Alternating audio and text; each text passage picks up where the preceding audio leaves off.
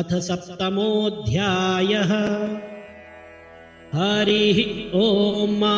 उग्रश्च भीमश्च ध्वान्तश्च धूनिश्च ससंवाश्चाभियुग्वा च विक्षिपः स्वाहा। अग्निगुं हृदयेनाशनिगुं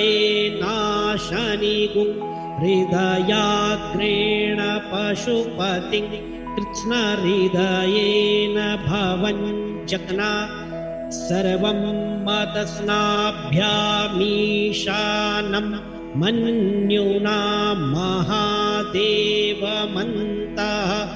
पर्शव्येनुग्रं देवं वनिष्ठुना वसिष्ठहनुः शिङ्गीनिकोश्याभ्याम् उग्रल्लोहितेन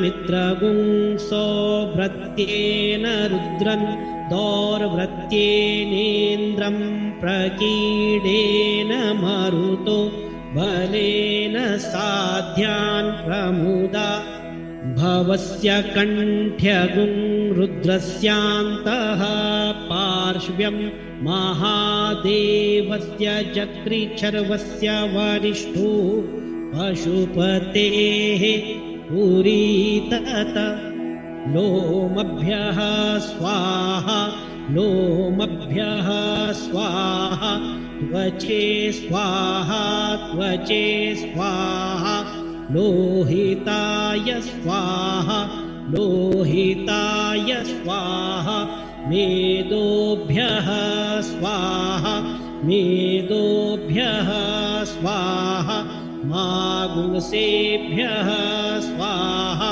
मागुंसेभ्यः स्वाहा स्नावभ्यः स्वाहा स्नावभ्यः स्वाहा स्तभ्यः स्वाहा स्तभ्यः स्वाहा मजभ्यः स्वाहा मजभ्यः स्वाहा रेतसे स्वाहा पायवे स्वाहा आयासाय स्वाहा रायासाय स्वाहा सञ्जासाय स्वाहा वियासाय स्वाहोद्यासाय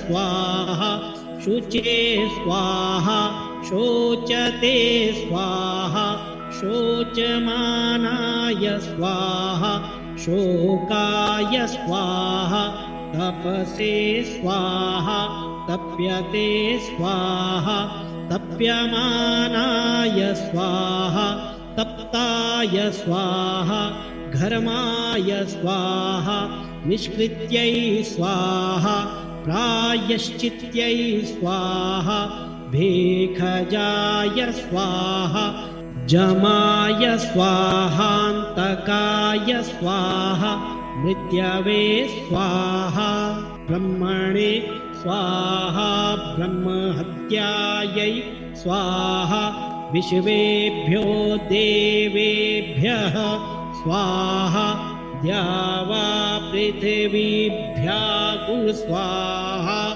हरिः ॐ।